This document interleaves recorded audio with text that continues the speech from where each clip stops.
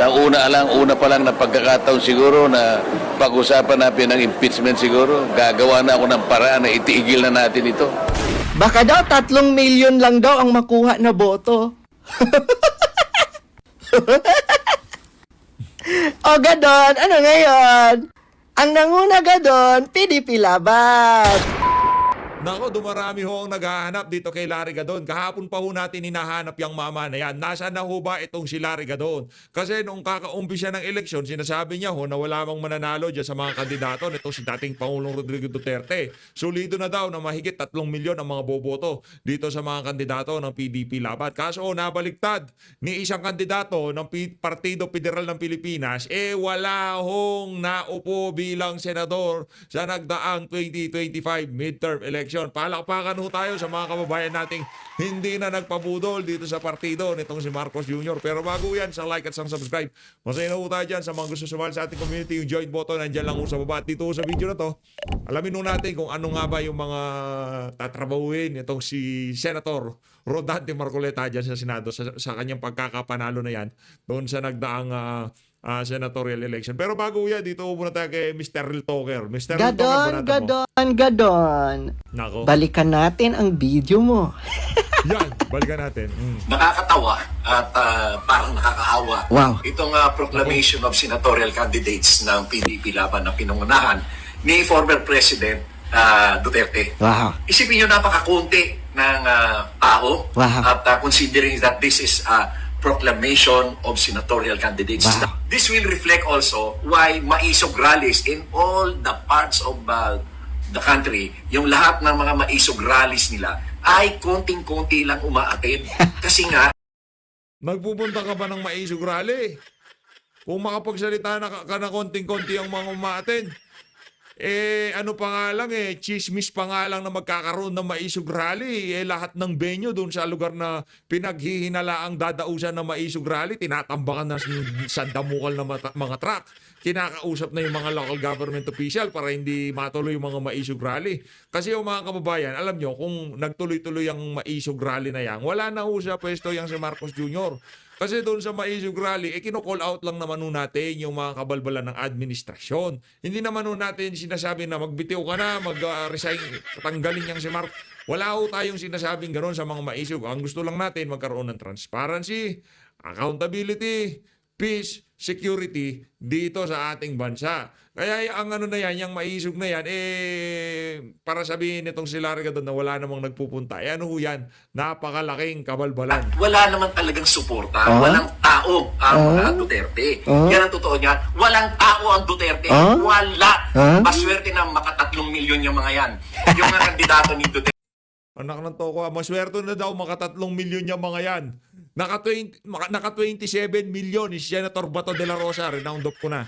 26,900,000. O sige, 26,900,000 ang nakuha niyang boto. Nasa yung 3 milyong sinasabi nitong mama na to. Ang problema sa iyo, Larry Gadon, linamong ka ng pwesto mo sa pamahalaan. Nagpakaaso ka sa pwesto mo. Hindi mo naman talaga mahal ng sambayan ng Pilipino. Yan ang tandaan mo, Gadon. Ang kaibahan mo sa mga individual na nakapaligid kay dating Pangulong Rodrigo Duterte, yung mga taong nakapaligid kay dating Pangulong Rodrigo Duterte, kahit na ano pang nangyari kay Tatay Digong, kahit na ano pang nangyayari kay VP Sara, oo, pinagtatanggol nila yan, nagsasalita sila dyan. Pero nauuna pa rin na iniisip nila ang sambayan ng Pilipino. Pero ni minsan sa'yo, Larry Gadon, hindi namin nakita, puro pang sariling interest mo lang ang iniisip mo dyan sa pagsasalita mo na yan sa social media. Ang tanong, bakit ka ba sumikat sa social media? Sige nga, anong dahilan ng pagsikat mo? Dahil nagmumura ka? Dahil magaling kang bumanat-banat? Hindi. Kaya ka lang sumikat dahil sa mga taga-suporta ni dating Pangulong Rodrigo Duterte. Dahil nung panahon ni Tatay Digong, sinubukan mo ding lumapit, sinubukan mo rin magpapansin. Pero alam nito si dating Pangulong Rodrigo Duterte, ang karakas ng mga individual na kagaya nitong si Larry Gadon. Hindi mo mapagkakatiwalaan. Tingnan nyo naman, kung napasama sa gabinete ni dating Pangulong Rodrigo Duterte ang mama na yan, ano ho kayang mga kabalbal ng mga pinagsasabi ngayon nitong si Larry Gadon. Kaya tama lang na itong si Larry Gadon, nakita na makita na natin ang kanyang tunay na kulay dito sa administrasyon itong si Marcos Jr. Pansin niyo ho ba, wala na siyang engagement, wala na hong nanonood sa mga video niya kung hindi pag-usapan ng mga Duterte supporter. Pero yung tipong gagawa siya ng trend, gagawa siya ng mga issue, pag-uusapan niya at papanoorin siya, ibig sabihin wala na hong naniniwala kung ano masabihin ng mama na yan. Kaya ho natin pinapalabas ng video na to, gusto ho nating malaman kung nasaan na tong si Larga doon. Gusto ho nating itanong sa kanya kung ano na nga bang nangyari doon sa mga aligasyon, doon sa mga banat mo dito kay dito sa mga kandidato ng PDP laban. Kesyo walang mananalo. Hoy, Larga doon. Yung dalawang laglag diyan sa alyansa ng mga manggagamit at mambubudol. Ha, yung dalawang laglag. Yang si Amy at yang si Camille Villar, wala ho sila sa hindi ho sila panalo. Nung binitbit sila ni Pipi Sara, anong nangyari?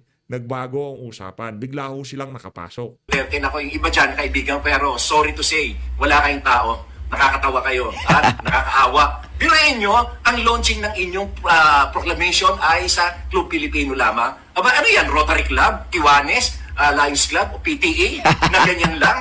Dapat yan ay malaking venue at libo-libo dapat ang tao. Hindi kayo 100 lang. Naku, nakakaawa kayo. Meow, meow, meow. Meow, meow, meow.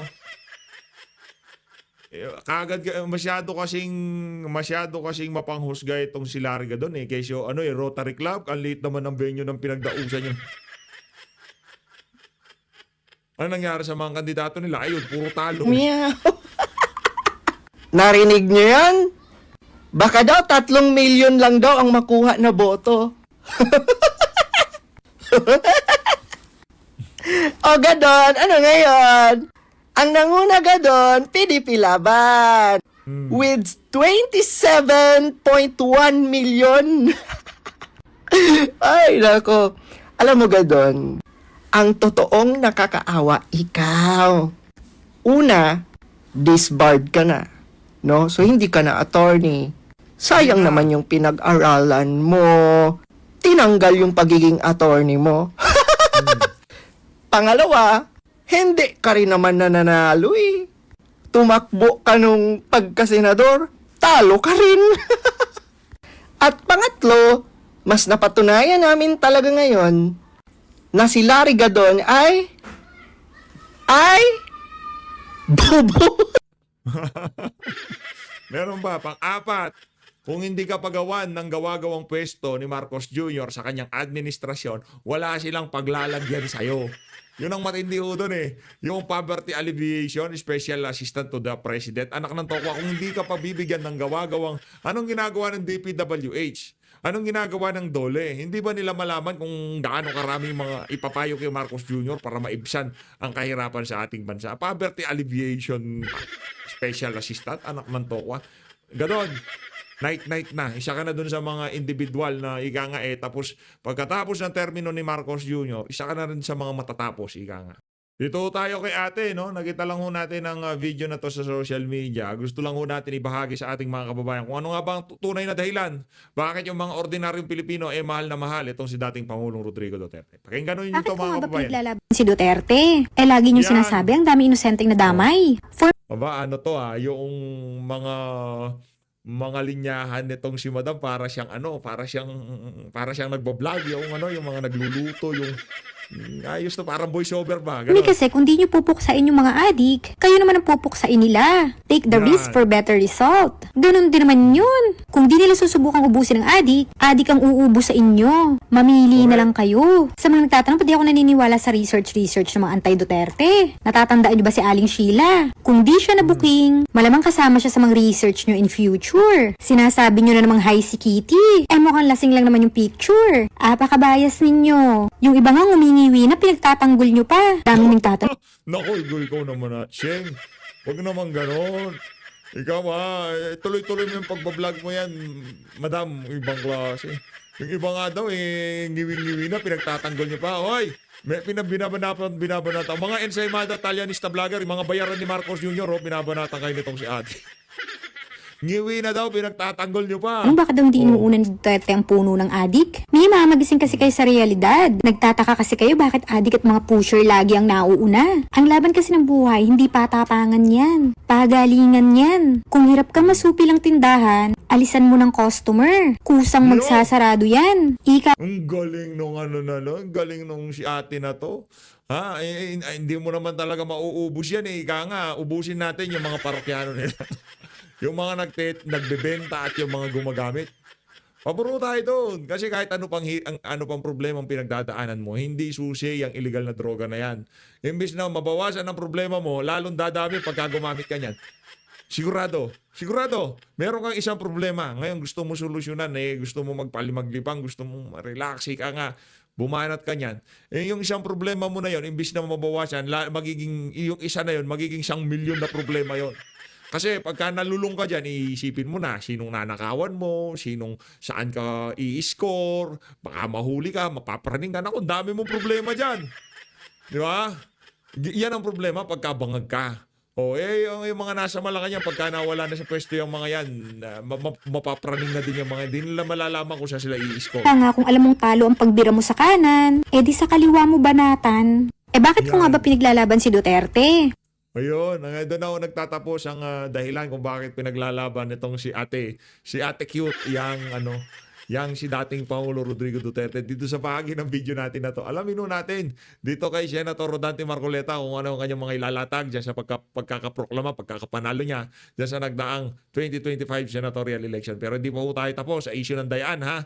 Kasi tayo naman dito hindi para ika nga ng mga kandidato natin, hindi natin sinusulong yung manual counting na yan. Hindi recount, manual counting. Kasi hindi naman tayo nagbilangan eh. Ngayon pa lang tayo magbibilangan. Manual counting, hindi recount. Hindi tayo magre-recount kasi hindi pa tayo nagbilangan. Ang bumilang yung makina. So hindi ko kinukonsiderang bilang yun. Dayaan yung nangyari doon. Ang atin dito, kailangan magkaroon ng manual count. Manual counting. Yun ang atin dito. Manual na pagbilang sa mga boto. Yun ang kailangan natin. Hindi recount. Hindi pa nabilang yung mga boto natin. At hindi ako naniniwala nagkaroon ng tamang bilangan. Nagkaroon ng transparent na pagbilang yung mga makina na yan. Mga palsipikado yung mga yan. Walang kwenta yan. Ito ata. Para makapanayam si Senator Rodante Marcoleta. Mads, magandang hapon sa inyo dyan. Kasama si Senator Marcoleta. Exclusive. Yung klase naman talaga. Oo. Net 25 palakpakan natin.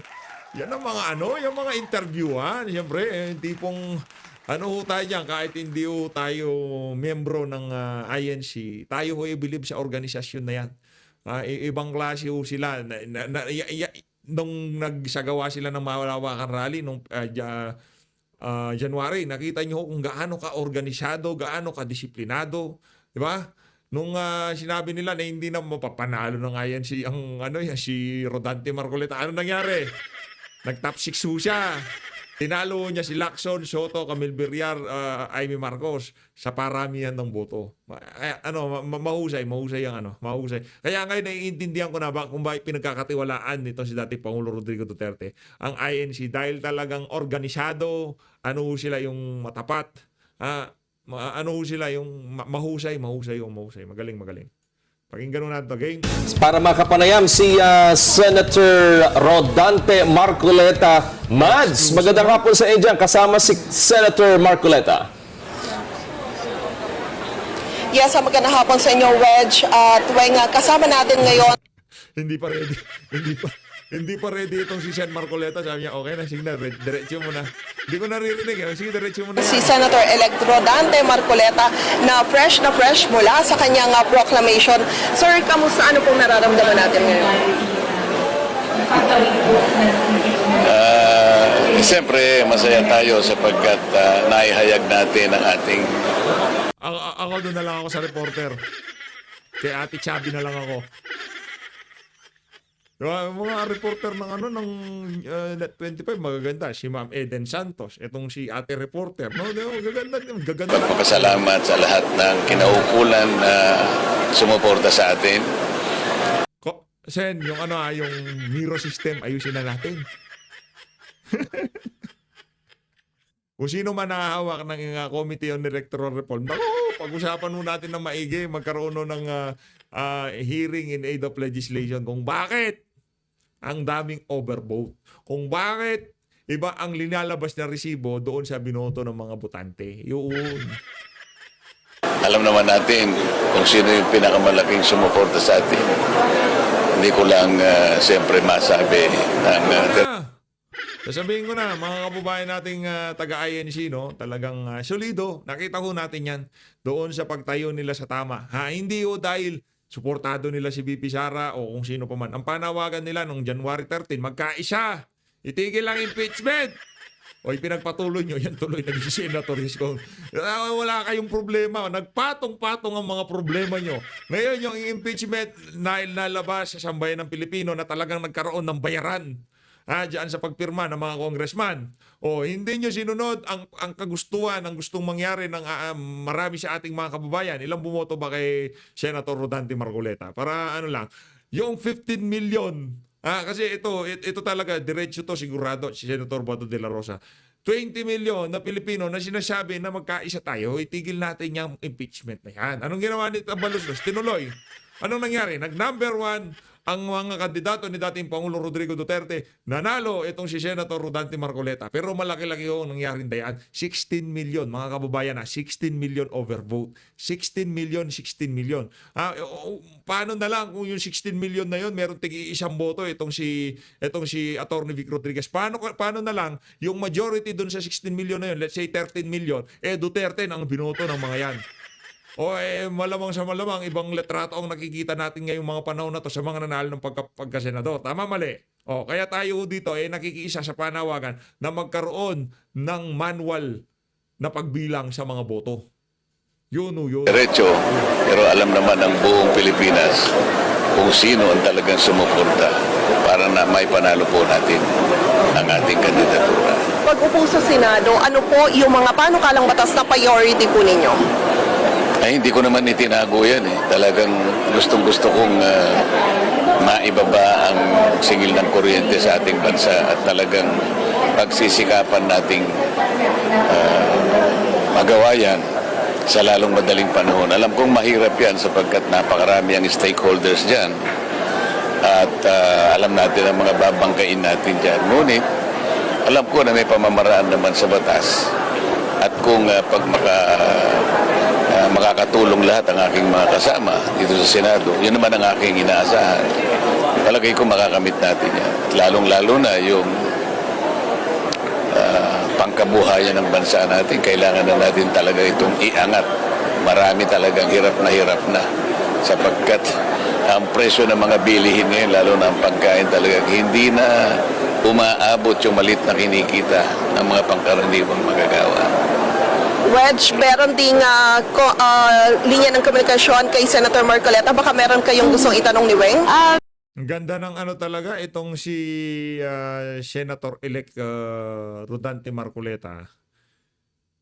Maganda yung mga niya, plataforma niya. Hindi naman naitago yung kuryente, presyo ng pagkain. Yun kasi yung urgent na pangangailangan ng ating mga kababayan. Impeachment, urgent na pangangailangan. Hindi ho.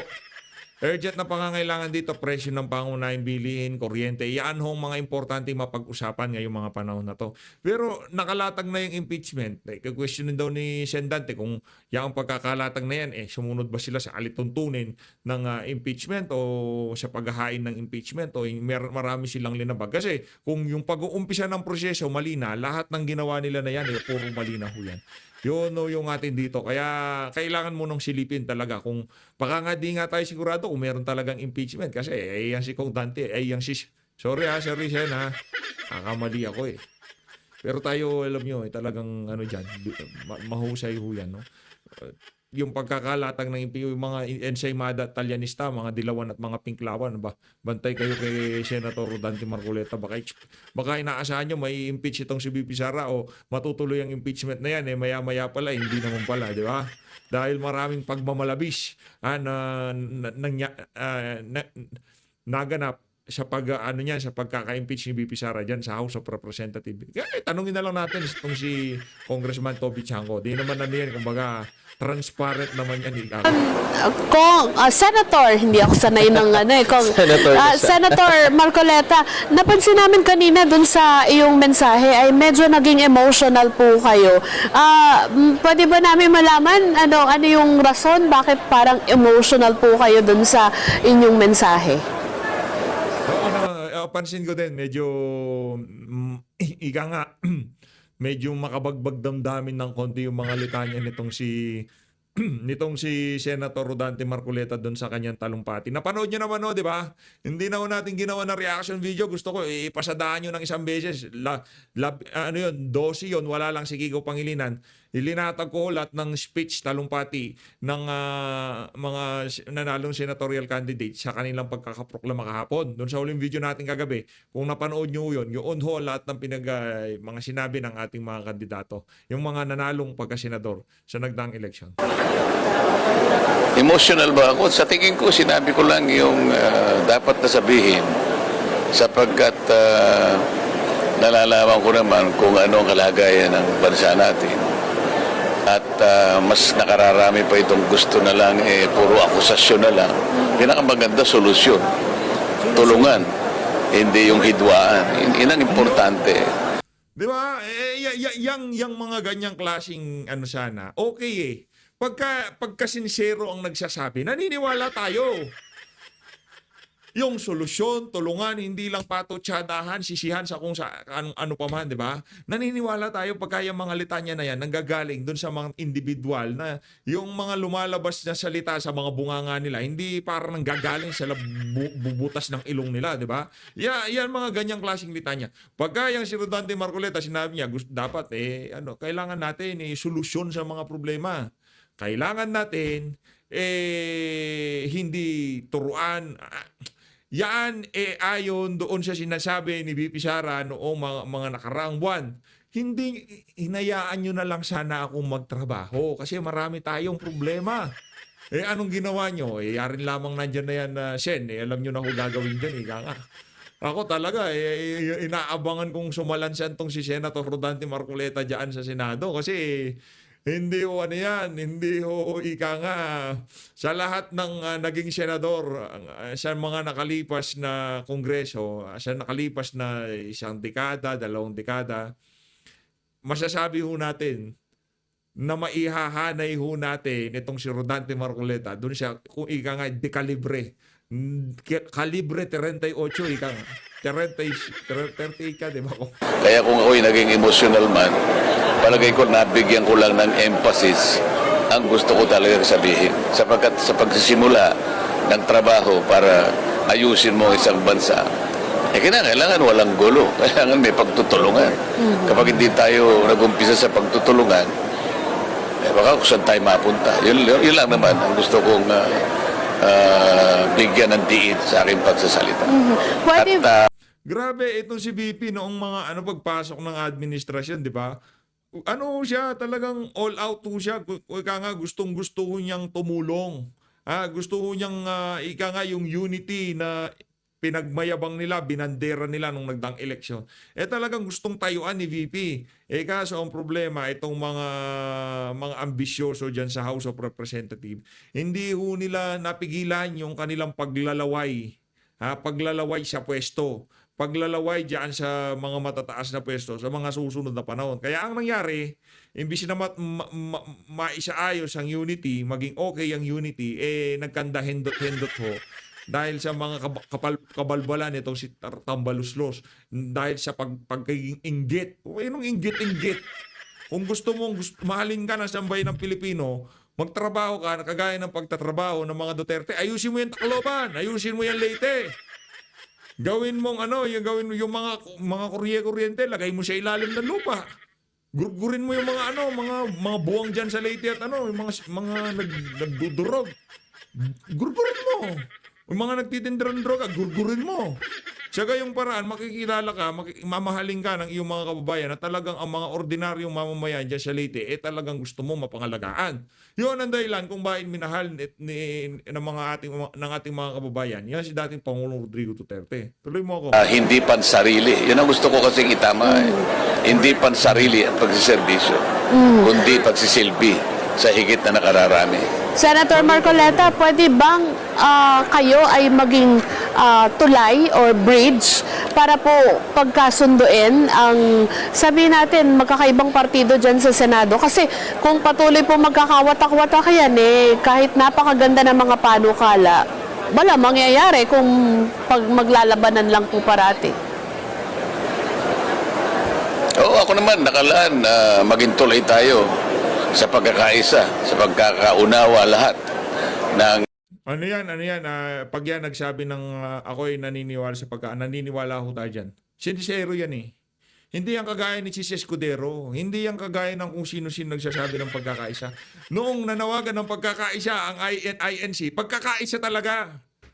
Lumabas mo sila, nagkakaisa sila doon sa isang adhikain na i-address natin yung mga maiinit na issue, kumbaga yung mga problema ng bansa natin. Tigilan natin impeachment. Ay, hindi sila nakinig. Yan. Senator si Rodante. lahat ng stakeholders para umunad ang bansa natin. Nakalaan ako na ako ang gawin nilang tulay. At ako siguro ang, kung kinakailangan pilitin natin sila, ay gawin natin. Baka sakali,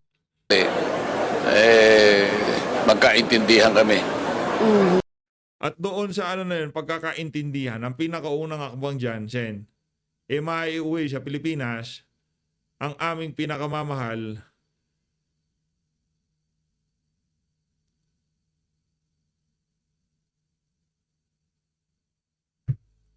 President Rodrigo Duterte. Nagulat tayo dun sa message, akala ko natin mo.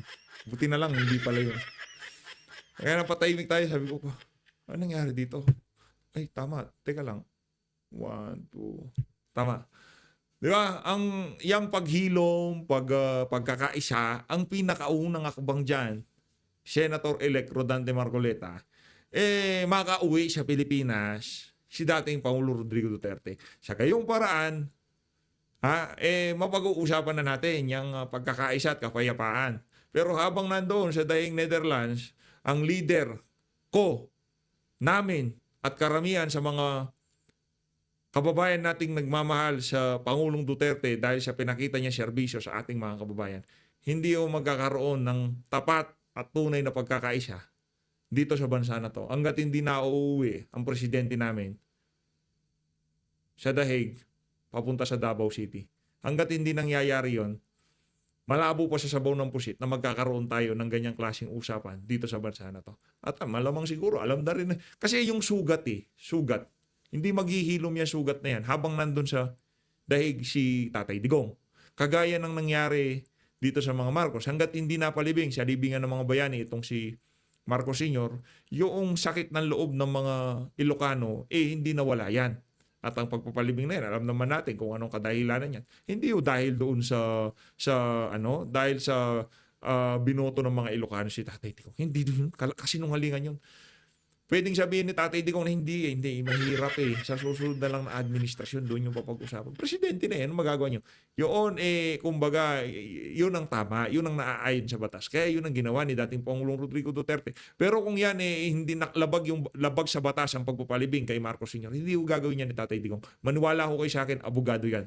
Ngayon, kung talagang yung panawagan ng pagkakaisa, ang ating, kung gustong tumalima ng administrasyon, ng kung sino man sa pamahalaan, kailangan natin mapag-usapan muna yung mga kaparaanan kung paano natin maibabalik si dating Pangulong Rodrigo Duterte sa bansang kanyang pinakamamahal. Ayun. Siguro one last point po, Senator Marcoleta, bukod dun sa mensahe ninyo kanina, may mensahe pa ba kayong gustong iparating sa mga kababayan natin na sa tingin ninyo dapat mabigyang diin sa kanila? Ayun nga, yung gusto kong mabigyan ng diin ay iwasan na natin yung paligsahan sa pagsisisihan. Ang kunin na lang natin makahanap tayo ng mabubisang pamamaraan para sa pagunlad ng bansa. Hindi yung batuhan ng walang patid na akusasyon. Samantalang ang kinakailangan ay makahanap ka ng lunas para sa napakaraming problema ng bansa. Wala nang hihigit pa rito eh. Yan, sincero yan. Pagka sinabi niyang ganyan, ibig sabihin, yun ang laman ng puso, yun ang kailangan, yun ang dapat nating gawin dito sa bansa na to. Pero kung yung mga litanya na yan, manggagaling dito kay Bam Aquino, kay Kiko Pangilinan, malaking kabalbalan. Malaking kasinungalingan yan. Pero dahil yung mga litanya na yan, nanggaling kay Senator Rodante Marcoleta, tayo'y naniniwala. Sa dami ng problemang ito, kapag hindi natin ito in-address, at paano natin na-address yung kung paragi na lang ito, nakaharap na naman tayo sa impeachment. Kailangan maintindihan nila eh. Ito lamang impeachment na parang nakabara sa lamunan natin. Paano mong malulunok ang pagkain mo kung barado ang lalamunan mo? Nag-aaway-aaway ang ating mga opisyalis. Alam mo, itong dapat na mabigyan ng din sa kanila, maintindihan nila na walang patutunguhan yung pag-aaway-aaway. Yan ang gusto kong bigyan ng din. Sa una pa lang na pagkakataon siguro na pag-usapan natin ng impeachment siguro, gagawa na ako ng paraan na itiigil na natin ito. Ewan ko kung kaya nilang isulong yan.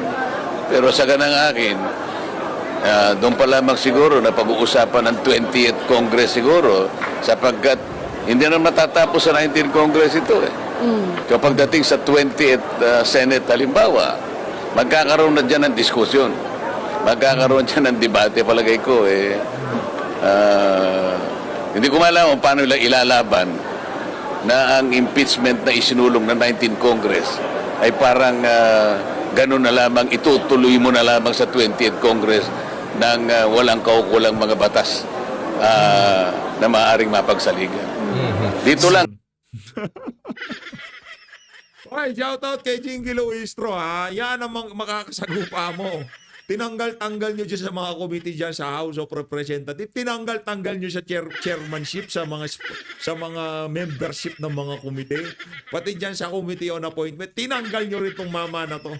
O, ngayon, nasa na yung mga maaangas na kesyo. Kung pasensya na, di ka makakapag-motion kasi hindi ka kasama sa committee. O, ngayon, ano kayo?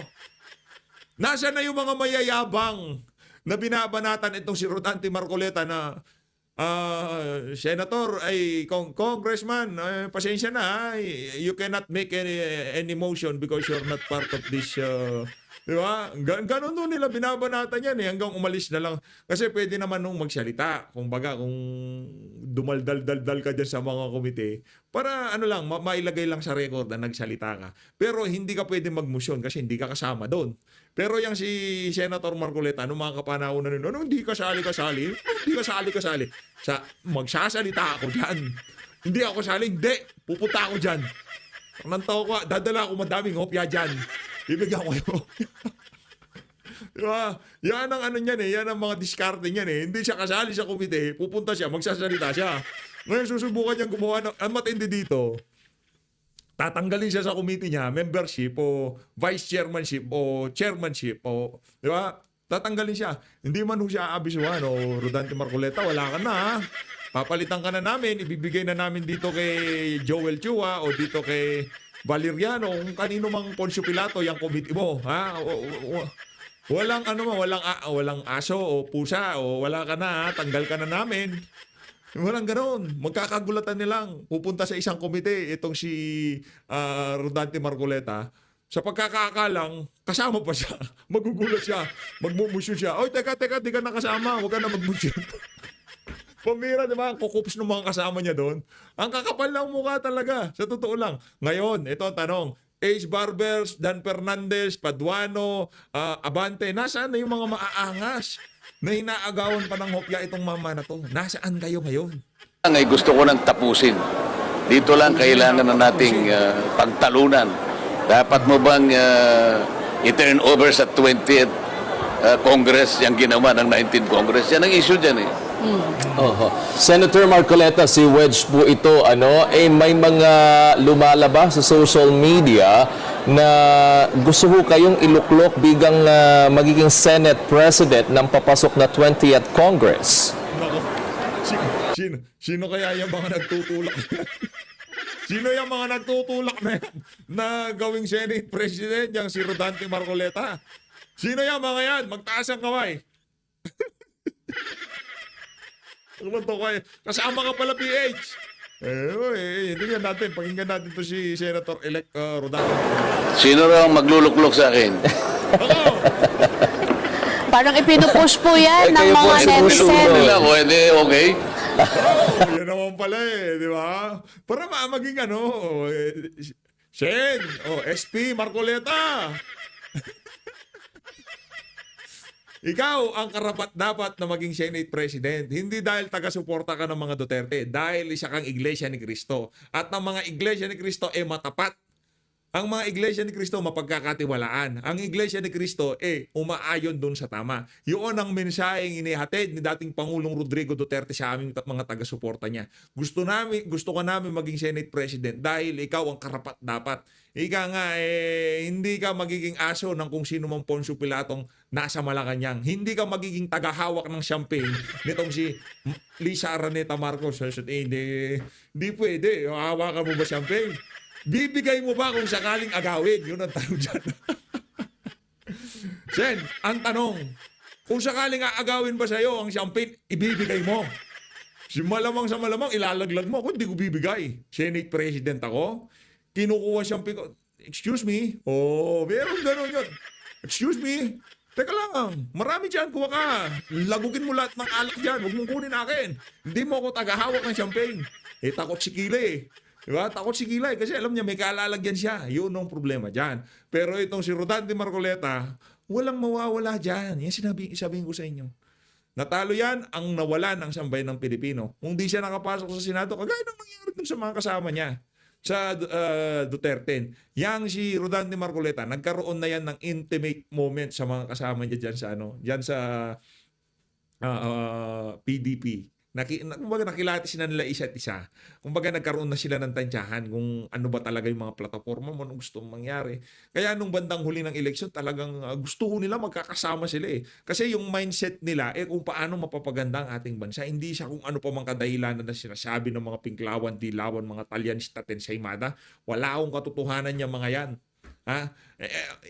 Ito na. Let's skip to the good part, nga. Mag-impeachment na tayo.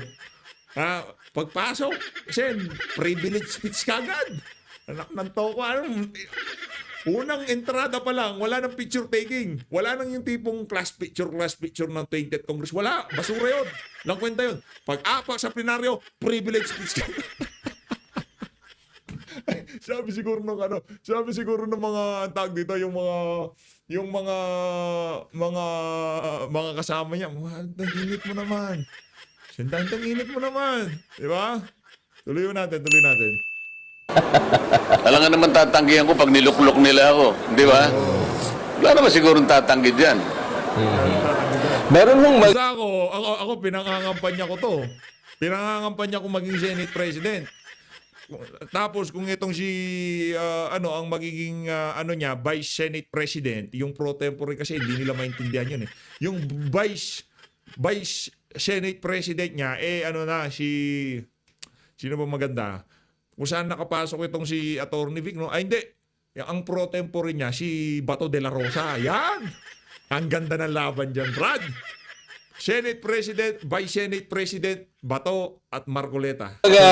lumalabas na kayo raw Wala po siyang ang may- susunod na Miriam Defensor Santiago ng Senado ngayon. Ako wag kayong magalit. Wag niyo naabutan ko si Defensor. Magaling si Ma'am Miriam Defensor Santiago. Kumbaga magkakalibre itong dalawa na 'to Pagdating sa pagkakaintindi nila sa batas, yung kanilang mga paano mag-isip, 'di ba? Yung prinsipyo, 'di ba? Naniniwala tayo na tong dalawa na 'to, kumbaga magka-level. Pero dito sa isa na to, base sa naging track record nitong si Rodante Marcoleta sa mga nakalipas na taon, mas bumabaling ako dito kay Rodante Marcoleta. mahusay yan si Miriam, ano siya, talagang maprinsipyo. At siguro yung pagkakaparehas nila, yung tipong, hindi nyo ko pagsasalitain. Pag nagsalita ako, manahimik kayo. Ganun yung vibe. Kasi may vibe yan eh. Yung vibe na nararamdaman ko dito kay Rodante Marcoleta. Ganun. Senator Marcoleta. Siguro doon sa patakaran ng kanyang paglalatag ng kanyang mga gustong gawin, yung kanyang mga pamantayan, yung kanyang... Dahil sa abogado rin siya, so siguro doon nagkakapareho kami ng approach sapagkat siya o ako parehong nakabatay lang sa batas ang gusto naming paraan ng paglalatag ng kung anumang aksyon ang gagawin namin. At siguro dahil sa may katapangan siya, ako naman siguro may konting tapang sapagkat pag tama talaga. Ikaw no? Konting tapang. Hearing ng appropriation talagang nakikipag... Teka lang, ano mo ginagawa nyo na yan? Yeah? Konting tapang pa yun. Babanggay mo yung speaker, konting tapang. Anak ng toko. Kung patapangan lang naman, yung si Rodante Marcoleta, hindi katangkaran yan. Pero sabihin ko sa inyo, yung tapang yan, sukdulan hanggang langit. Ganun mo katindi ka. Talaga, kahit saan tayo mapunta, talaga naman makikipag-away tayo. Kahit nagawan pa nila ako ng kopya. Alam mo naman yun. Yan. Oh, yeah, may hopya pa rin daw, Senator Marcoleta. Congratulations, Senator! Congratulations, Senator! As always, maraming salamat sa pagsuporta sa PH Update. Mag-ingat ho kayong lahat. Mahalin natin ang Pilipinas. Sa susunod na video natin, pag-usapan natin yung pagtatanong nitong si Atty. Martin Delgra dito kay George Garcia. Abangan nyo lang ho yan, mga kababayan. Talagang matindi-tindi ang nangyaring dayaan sa nakalipas na 2025 midterm election. As always, mag-ingat ho kayong lahat. Mahalin natin ang Pilipinas. Saludo. Sincero, yun ang importante. Sincero, maprinsipyo, at kung ano man ang lumabas sa bunganga ng mama na yan, naniniwala tayo na yun ang gusto talaga niyang, yun ang gusto niyang mangyari. Hindi siya kung ano pa mang interest o maprinsipyo Maprinsipyo. Hindi ka taka-taka kung bakit laging merong special mention niya si Rodante Marcoleta sa ating presidente, dating Pangulong Rodrigo Duterte. At bago tayo mag-move on doon sa pagkakaisang gustong mangyari ng mga taga-alyansa atin sa IMADA, pauwiin nyo muna dito presidente namin para magkaisa talaga tayo. Maraming salamat mga kababayan. Mahalin natin Pilipinas.